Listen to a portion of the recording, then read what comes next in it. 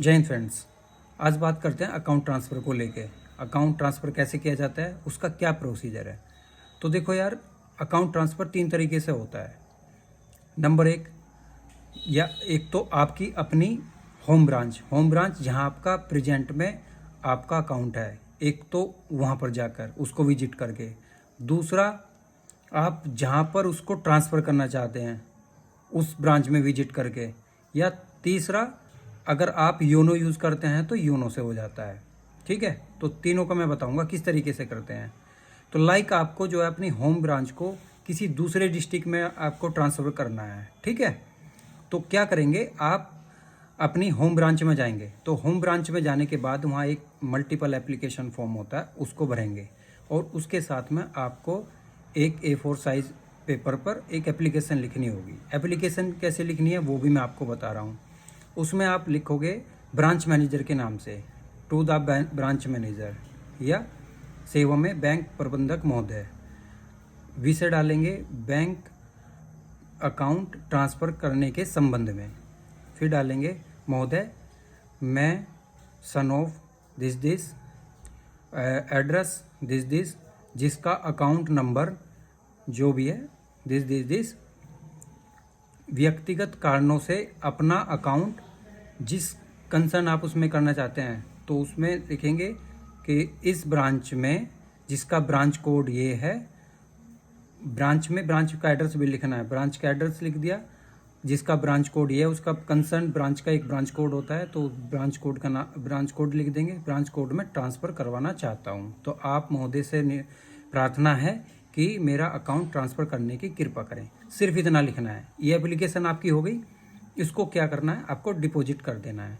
तो होता क्या है, जो ब्रांच मैनेजर होता है आपके डॉक्यूमेंट्स को स्कैन करके मेल करता है, आप जहाँ पे अपना अकाउंट ट्रांसफ़र करना चाहते हैं वहाँ पे आपको वो उसको मेल कर देगा। तो वहाँ पे मेल जाने के बाद में वहाँ से जो अथॉरिटी होती है, वहाँ का जो ब्रांच मैनेजर है या ये वहाँ का जो IT सेल है, उसको देखता है और उसको अप्रूवल दे देता है। तो फिर जो है आपका वहाँ से अकाउंट ट्रांसफ़र हो जाता है। एक तो ये प्रोसीजर है। दूसरा ये है, अब जो आप लाइक उस डिस्ट्रिक्ट में चले गए जहाँ पे आपको ट्रांसफ़र करवाना है। ठीक है, होम ब्रांच आपकी लाइक यहाँ पे है और आप उस डिस्ट्रिक्ट में चले गए, तो वहाँ पे जाने के बाद में आप यही सेम काम जो है आप वहाँ करेंगे। वहाँ भी एप्लीकेशन देनी पड़ेगी, फॉर्म भरना पड़ेगा, और उसमें क्या लिखना है कि ऐसे ऐसे मेरा जो है अकाउंट ये है और मैं अपना ट्रांसफ़र जो है इस ब्रांच में करना चाहता हूँ। थोड़ा सा लाइनिंग चेंज हो जाएगी जो मतलब आप कर रहे हो। ठीक है, तो वो चीज़ हो जाएगी। तो उस केस में क्या करेगा, वो भी वही काम करेगा, आपकी होम ब्रांच को जो मेल करेगा। मेल करने के बाद में फिर वहाँ से ब्रांच मैनेजर अप्रूवल करेगा। ठीक है, आपके सिग्नेचर वगैरह मैच करेगा। ठीक है, आपके फ़ोटो वगैरह मैच करेगा, तो उसमें उस केस में फिर वो अप्रूवल दे देता है। तो फिर जो है उस अकाउंट आपकी उसी ब्रांच में आपका अकाउंट ट्रांसफ़र हो जाता है। फिर क्या होगा कि आपको जो है वहीं से पासबुक इशू होगी और वहाँ से जो है चेकबुक वगैरह इशू हो जाएगी। ठीक है, ये काम है। जब तक वो ट्रांसफ़र नहीं होता तब तक जो आपकी पुरानी पासबुक है, पुरानी चेकबुक है, वो ही काम करेगी हर अकाउंट में।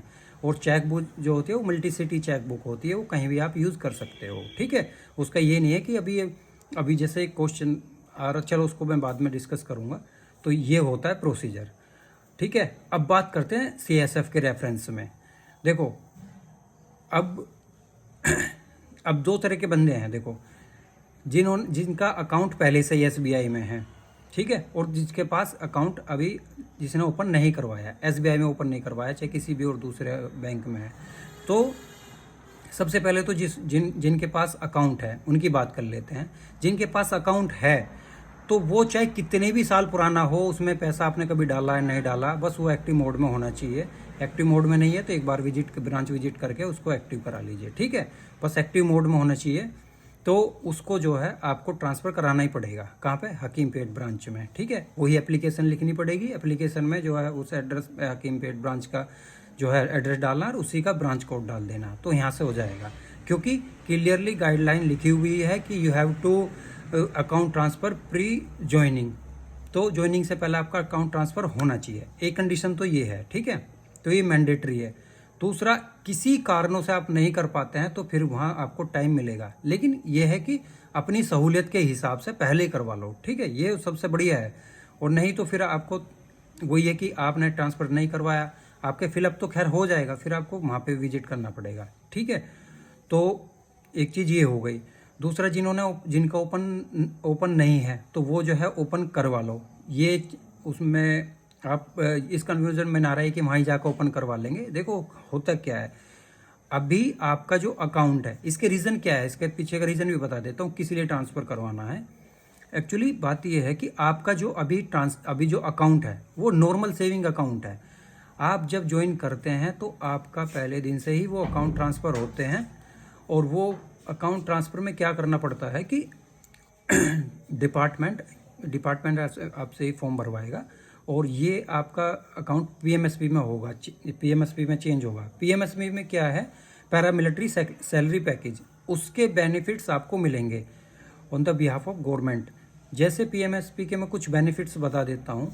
सबसे पहले सबसे बड़ा बेनिफिट्स है उसका कि एक जब आपका अकाउंट ट्रांसफ़र हो जाएगा तो उसमें उसी दिन से आपका 50 लाख रुपए का लाइफ इंश्योरेंस कवर उसमें पीएमएसबी अकाउंट में आपको मिलेगा, जिसमें आपको कोई उसकी ईएमआई नहीं देनी पड़ती है। ठीक है, तो एक बेनिफिट तो ये है। दूसरा ये है कि आप मंथ में कितनी भी ट्रांजैक्शन कर सकते हैं, जब कोई डेबिट कार्ड वगैरह उससे मिल जाएगा। दो, ऑनलाइन पेमेंट वगैरह करते हैं तो आरटीजीएस चार्ज जो है बहुत कम रेट पे मिलता है। ठीक है वो लगता है उसमें।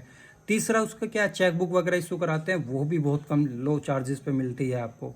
ठीक है, और उसके अलावा अगर लोन्स वगैरह है, कुछ लोन्स में जो है आपको बहुत रिड्यूस रेट पे उसमें मिलता है। ठीक है, तो ये कुछ बेनिफिट्स हैं पीएमएसबी अकाउंट के, तो जो आपको ये फ्री ऑफ कॉस्ट मिलेंगे, तो इसमें आपको कराना ही है। और सबसे बड़ी बात, जो आपका जो सैलरी है वो उसी में क्रेडिट होगा आपके एसबीआई अकाउंट में, तो इसलिए आपको कराना ये मैंडेटरी है।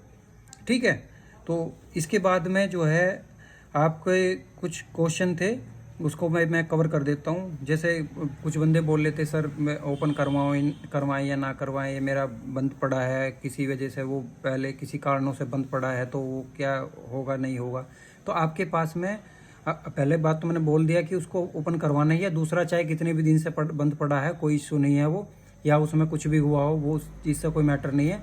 आपके जब जाएंगे तो आपके पहले स्टार्टिंग में डॉक्यूमेंटेशन का ही काम होगा 0 वीक में, तो उसमें क्या है आपको वो सब चीज़ें करनी है। ठीक है, फॉर्म वगैरह सब फिलअप करने पड़ेंगे। ठीक है, उसके बाद जो है क्या है कि उसके बाद जो आपका डॉक्यूमेंटेशन का काम हो जाएगा, उसके बाद में अब जो जिसका नहीं है तो फिर उसका डिले होना ही है। वो सारी डिटेल्स फिर खाली छोड़ेगा, फिर उसके बाद में आपको कोई प्रॉब्लम होनी है, फिर बाद में भरते रहेंगे तो फिर उसका प्रोसीजर डिले होता रहेगा, क्योंकि आपकी सैलरी भी क्रेडिट होनी है अगले 2 से 3 महीने में, तो वो चीज़ें है। और तीसरा ये है कि एक बंदा बोल रहा था कि स्पेयर में कौन सा किस में अकाउंट खुलवाए, तो वो स्पेयर में किसी और कोई भी बैंक का आप खुलवा सकते हैं, कोई भी हो सकता है वो। आप पीएनबी ले लो या आईडीएफसी ले लो, एचडीएफसी ले लो, कोई भी ले लो। आप जो है मेनली अपना जो अकाउंट है वो सैलरी अकाउंट उसमें रखना एसबीआई में, और फिर प्लस थोड़े से पैसे डाल के वो स्पेयर वाला जो रहेगा उससे रखना। जितने भी यूपीआई वगैरह है ये उससे जो आपके स्पेयर में अकाउंट रहेगा उससे करना। ठीक है, मेन अकाउंट से मत करना। मेरा पर्सनली सजेशन ये है आपको, जैसे मैं भी करता हूँ। तो स्पेयर में जो आपका अपने अकाउंट खुलवाया है किसी भी दूसरे बैंक में, उसमें 5-10 हज़ार रुपये 20 हज़ार रुपये उसमें डाल के रखना। जितने भी यूपीआई वगैरह है, ऑनलाइन ट्रांजैक्शन करनी है, वो सब उससे करना। ठीक है, तो ये था मेरा आज का आपको बताने का उद्देश्य। ठीक है, तो मिलते हैं अपनी नेक्स्ट वीडियो में। जब तक के लिए बाय, टेक केयर, जय हिंद।